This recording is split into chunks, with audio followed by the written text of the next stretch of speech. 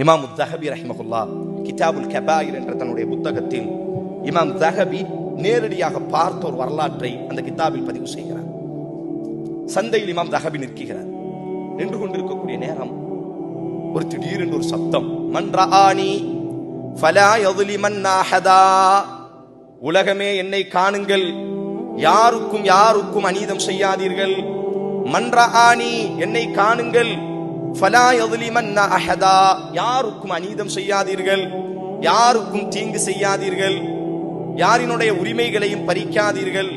எல்லாம் அந்த சப்தம் வந்த இடத்தை திரும்பி பார்த்தால் ஒரு மனிதன் கைகள் வெட்டப்பட்டு, இமாம் தஹபி மிகப்பெரிய அறிஞர், இஸ்லாமிய வரலாற்றில் இமாம் தஹபி தங்கத்தில் ஜொலிக்கக்கூடிய முத்துகள் என்று, வைரங்கள் என்று சொல்லப்படும். இமாம் தஹபி அந்த சூக்கில் நிற்கும் பொழுது நடந்த இந்த சம்பவம் கிதாபுல் கபாயிர் பெரிய அவரினுடைய புத்தகத்தில் எழுதப்பட்ட வரலாறு. சத்தம் வந்த இடத்தை நோக்கி எல்லோரும் திரும்புகிறார்கள். ஒரு மனிதனினுடைய கரம் வெட்டப்பட்டு, அந்த கரத்துல இருந்து ரத்தம் ஃபுல்லா வெட்டப்பட்டு ரத்தமும் சலமும் படிந்து கொண்டு புண்கள் அரித்து கொண்டிருக்கிறது. இந்த சப்தம் வந்தவுடன் எல்லோரும் அவன் சுத்தி நிற்கிறார்கள். ஒரு தைரியத்தில் நாம் இருக்கிறோம், நாம் பாவம் செய்து விட்டோம், யாரும் நம்மை காணவில்லை என்ற ஒரு தைரியத்தில், நாம் அநீதம் செய்கிறோம், யாரும் நம்மை கண்காணிக்கவில்லை என்ற ஒரு தைரியத்தில், சனஸ்தத்ரிஜுஹும் மின் ஹைஸு லா யஅலமூன், அல்லாஹ் அவர்களை பிடிப்பான் சன்னமாக, ஆனால் அவர்களுக்கு அது தெரியாது. அல்லாஹ் சொல்கிறார். ஒரு மனிதன் எல்லாரும் அப்படி சத்தம் இந்த இடத்துல எல்லாரும் ஜாமா வாங்குறது எல்லாம் நிப்பாட்டிட்டு அவனை சுத்தி நிற்கிறார்கள். கேட்டார்கள், என்ன சொல்கிறாய், என்ன காரணம், ஏன் இப்படி கொடூரமான ஒரு உருவமாக நிற்கிறாய், கை வெட்டப்பட்டிருக்கிறது, ரத்தங்களும் சலங்களும் புழுத்து வடிகிறது, என்ன காரணம்? சொன்னான், என்னுடைய வரலாற்றை நான் உங்களுக்கு சொல்கிறேன், அதற்காகத்தான் இந்த சப்தமிட்டேன். என்ன வரலாறு, உனக்கான வரலாறு? நான் வாழ்ந்த இந்த ஊர் இருக்கிறதே, இந்த ஊரிலேயே நான் தான் மிகப்பெரிய ஒரு பலசாலியாக ஆற்றல் மிக்கவனாக இருந்தேன்.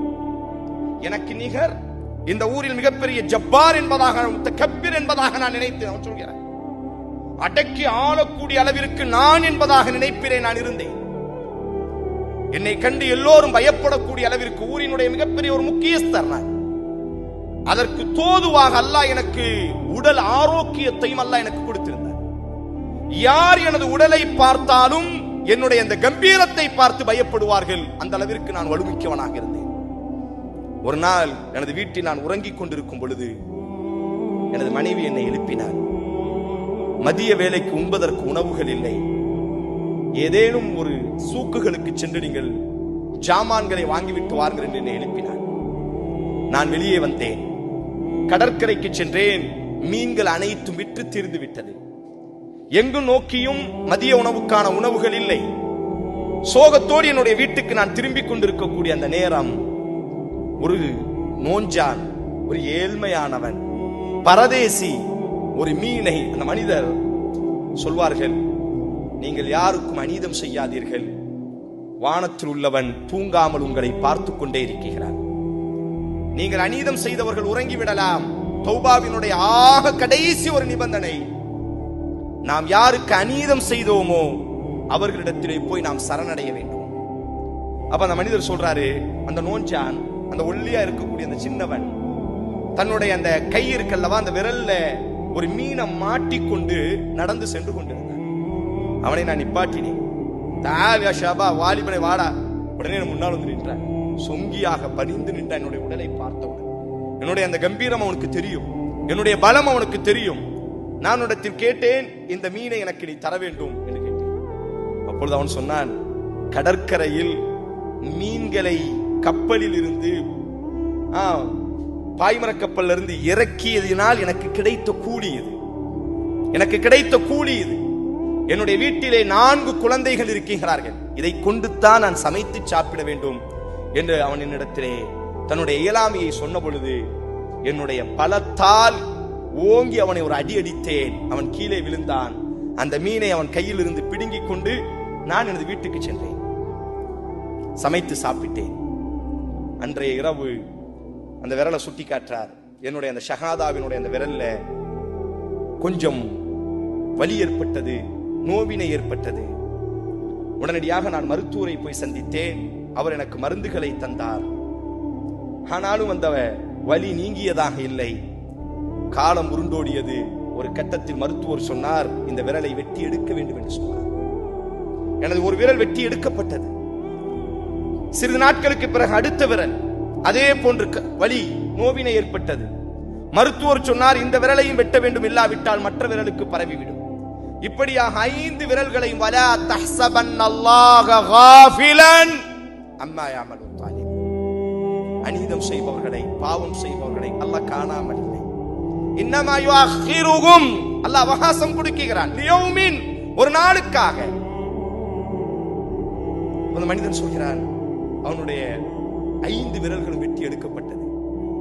ஆனாலும் அந்த வலி, அந்த நோவினை நீங்கியதாக இல்லை, அந்த கரங்களுக்குள்ளாக பரவியது. இமாம் தஹபி கண்ணுக்கு முன்னால் நடந்த நிகழ்வை பதிவு செய்தார். அவனை கண்டு எழுதிய வரலாறு. இந்த கைகளுக்குள்ளாக அந்த நோவினை ஏற்பட்டது, இதுவரை வெட்டப்பட்டது. ஆனாலும் அந்த நோவினை மேலே ஏறியது. கடைசி முழுவதும் வெட்டி எடுக்கப்பட்டது. ஆனால் நோவினை மட்டும் தீர்ந்ததாக இல்லை, உடல் முழுவதும் நோவினை பரவிவிட்டது. என்னுடைய பாலிய சிநேகிதன், என்னுடைய பழைய நண்பன் ஒரு நாள் என்னை நோய் நலம் விசாரிப்பதற்காக எனது வீட்டுக்கு வந்தான். அவன் எனது நிலைமையை பார்த்து கண்ணீர் வடித்து என்னிடத்தில் கேட்டான், என் அன்பு சகோதரனே, ஏன் இப்படி? நீ யார்? உனது உடலை பார்த்து மெய் மறந்தவர்கள் இந்த ஊரில் உண்டு. எவ்வளவு ஆற்றல் மிக்கவன், சிதைந்து கிடக்கிறாயே, எப்பொழுது இருந்து இந்த மாற்றம் என்பதாக அவன் இடத்தில் கேட்ட பொழுது நான் அவனிடத்தில் சொன்னேன், நான் ஒரு மீனை சாப்பிட்டேன். அந்த மீனை சாப்பிட்டதில் இருந்து எனக்கு முடியவில்லை. விரல்கள் காயமானது, விரல்கள் வெட்டப்பட்டது, கரம் வெட்டப்பட்டது, முழு கையும் வெட்டப்பட்டு விட்டது. ஆனாலும் இந்த நோவினை மட்டும் தீர்ந்ததாக இல்லை. அப்பொழுதுதான் அந்த பாலிய சிநேகிதன் நண்பன் கேட்டான், யாரிடத்தில் அந்த மீனை வாங்கினாய், எங்கே வாங்கினாய்? அப்பொழுதுதான் அவனுடைய தலையில் கொட்டுகிறது. ஆம், அந்த மீனை ஒரு நோஞ்சான், ஒரு பலகீனமானவன் அந்த மீனை தனது குடும்பத்திற்காக எடுத்துச் சென்ற பொழுது நான் அவனினுடைய கரத்தில் இருந்து பிடுங்கி அவனை நோவினைப்படுத்தி நான் அந்த மீனை வாங்கிட்டு வந்தேன். அன்றைய தினத்திலிருந்து நான் இந்த காயங்களையும் கஷ்டங்களையும் அனுபவிக்கிறேன். அந்த சிநேகிதன் சொன்னான், என் அன்பு சகோதரனே, இந்த நோவினை ஒரு நாளும் உன்னை விட்டு விலகி செல்லாது. உனது கரங்கள் வெட்டப்பட்டதை போல் உனது உடல்கள் கூறு போடப்படும்.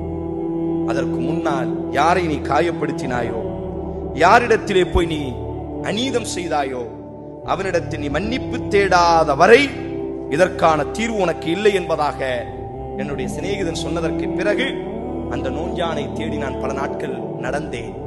ஒரு நாள் அவர் சொல்றாரு பாருங்க, ஒரு மலைக்கு மேல அந்த நோஞ்சான் இறங்கி வருகிறார்.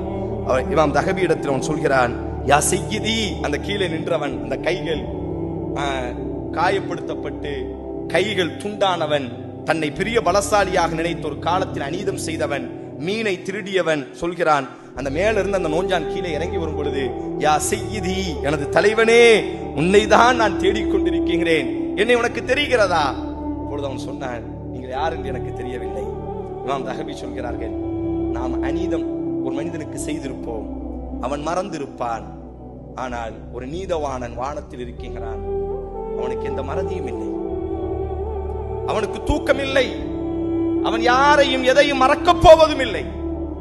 உடனே அவன் தன்னை ஞாபகப்படுத்துறான், ஒரு நாள் நீ மீன் வாங்கி விட்டு சென்றாய் அல்லவா என்னுடைய தலைவனே, உன்னை ஒரு நாள் உன்னிடத்திலிருந்து அந்த மீனை பறித்தான் அல்லவா ஒரு பலசாலி, அந்த பலசாலி தான் நான். உடனே அந்த நோஞ்சான் சொல்கிறான், எனக்கு தெரிகிறது. அப்பொழுது அவன் கையை பிடிச்சு இந்த கையால கதறுகிறான், என்னை நீ மன்னிக்க வேண்டும். அப்பொழுது அவன் சொன்னான், உங்களை நான் மன்னிக்கிறேன்.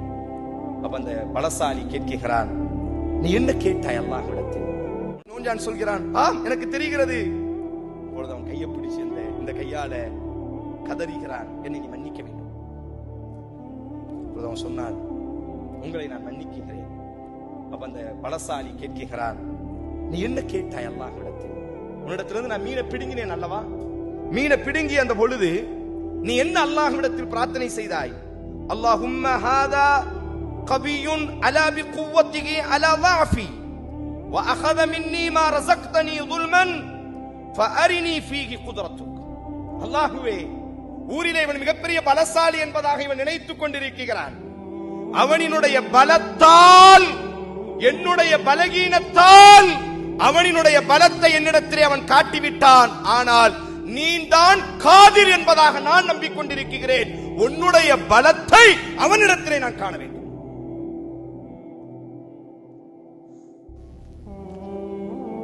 அந்த பலசாலி கண்ணீரோடி கீழே விழுந்து சொன்ன வார்த்தை, நஹம் அல்லாஹு காதிருன், அல்லாஹுவே பலமிக்க, அல்லாஹு காதிருன், அல்லாஹுவே பலமிக்க, நஹ்னு துஅஃபா, நாம் அனைவரும் பலகீனமானவர்கள். சகோதரர்களே, அன்பு சகோதரர்களே, பாவங்களை அல்லாஹ் மறக்கக்கூடியவன் அல்ல, பாவங்களை அல்லாஹ் மறக்கக்கூடியவன் அல்ல. கணக்கெடுத்துக் கொண்டிருக்கிறான். அல்லாஹுவின் பக்கம் மீள்வோம், அல்லாஹுவின் பக்கம் சரணடைவோம். யாருக்கேனும் நாங்கள் அநீதம் செய்திருந்தால் அவர்களினுடைய கரங்களை பிடித்து இந்த ரமதானினுடைய மாதத்திலேயே நம்மை நாம் பரிசுத்தப்படுத்திக் கொள்வோம்.